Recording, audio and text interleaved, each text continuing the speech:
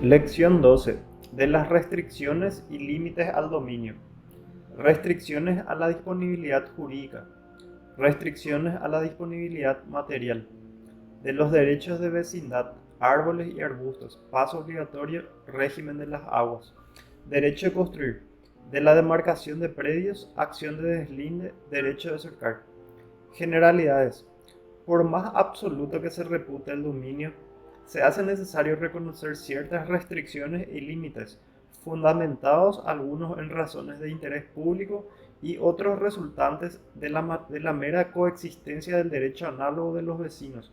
Así lo reconoce el Código Civil en la sección quinta, párrafos del 1 al 12. Restricciones a la disponibilidad jurídica. Todo acto jurídico que cercene alguna de las facultades que la ley garantiza al propietario puede considerarse como una restricción impuesta a la libre disposición jurídica de la propiedad.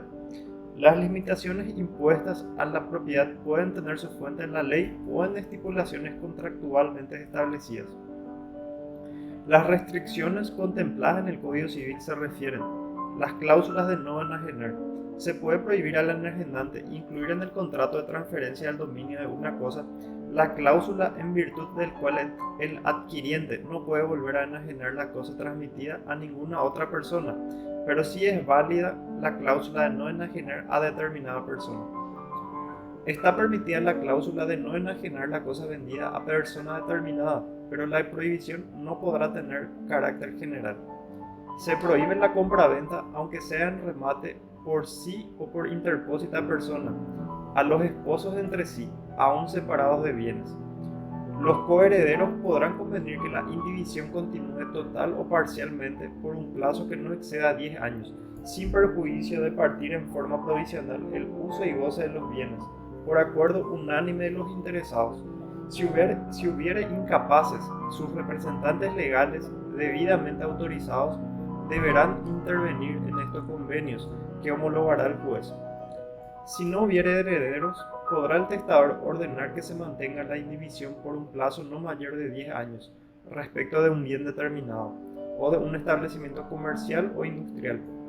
Podrá extender el plazo cuando hubiere menores, hasta que ellos hubieren llegado a la mayoría de edad. Toda cláusula que en los dos casos amplíe el término de la indivisión se tendrá por no escrita en lo relativo al lapso excedente. Los propietarios de un inmueble o mueble no pueden construir sobre ellos ningún derecho real que no sea de los expresamente admitidos por el Código Civil. Además, existen numerosas restricciones de índole administrativos y que corresponde examinarlas dentro del derecho administrativo. Restricciones a la disponibilidad material. De las restricciones y límites del dominio. De los derechos de vecindad. Del uso nocivo a la propiedad. El propietario está obligado en ejercer de su derecho, especialmente en los trabajos de explotación industrial, a abstenerse de todo exceso en detrimento de la propiedad de los vecinos. Quedan prohibidos en particular las emisiones de humo o de hollín, las emanaciones nocivas y molestas, los ruidos, las trepidaciones de efecto perjudicial y que excedan los límites de la tolerancia que deben los vecinos en consideración al uso local, a la situación y a la naturaleza de los inmuebles. El propietario, inquilino o usufructuario de un predio tiene el derecho a impedir que el mal uso de la propiedad vecina pueda perjudicar la seguridad, el sosiego y la salud de los que habitan.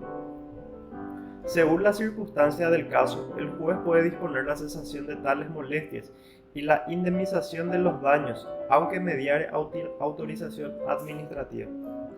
De los derechos de vecindad. El propietario de una heredad no puede tener en ella árboles, sino a distancia de 3 metros de la línea divisoria con el vecino, sea la propiedad de este predio rústico o urbano, esté o no cerrado, aunque sea ambas heredades de bosques. No podrán tenerse arbustos sino a distancia de 1 metro. Derechos del propietario de la finca vecina. El propietario podrá cortar en su finca y guardarse las raíces de los árboles o arbustos que procedan del predio vecino.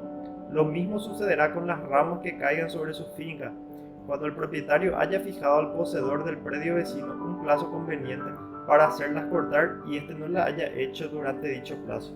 De este derecho no gozará el propietario si las raíces o ramas no perjudicasen el uso de su finca. Del paso obligatorio. Si entre una finca y un camino público faltase la necesaria comunicación para una explotación regular, podrá el propietario de la finca encerrada exigir de los vecinos que toleren, mientras sea necesario, el uso de sus predios para establecer dicha comunicación. La dirección del paso obligatorio y la extensión del uso deberán fijarse judicialmente si las partes no convinieren en ello. El vecino a quien le fuere impuesto el paso deberá ser indemnizado. Régimen de las aguas. Las aguas pluviales pertenecen a los dueños de las heredades, donde cayesen o donde entrasen, y pueden disponer libremente de ellas o desviarlas en detrimento de los terrenos inferiores, si no hay derecho adquirido en contrario. Los dueños de los terrenos en los cuales surjan manantiales podrán usar libremente de ellos y cambiar su dirección natural sin que el hecho de correr sobre los fondos inferiores conceda derecho alguno a sus propietarios. Cuando sean aguas que corran naturalmente, pertenecen al dominio público, y el dueño del terreno sobre el cual corran no podrá cambiar su dirección. Le será permitido, sin embargo, usar tales aguas para necesidades de su heredad. Los terrenos inferiores están sujetos a recibir las aguas que naturalmente descienden en los terrenos superiores, sin que para eso hubiese contribuido el trabajo del hombre. No pueden ser ellas empleadas en forma que perjudique a las heredades inferiores. El propietario superior no puede hacer acto alguno que agrave la sujeción del fondo inferior. Del derecho a construir. Todo propietario debe mantener sus edificios de manera que la caída o los materiales que de ellos se desprendan no puedan dañar a los vecinos o transeúntes, bajo la pena de satisfacer los daños e intereses que por su negligencia les causaren. En caso de que haya peligro de perjuicio para la propiedad vecina, su dueño podrá exigir las medidas de seguridad necesarias.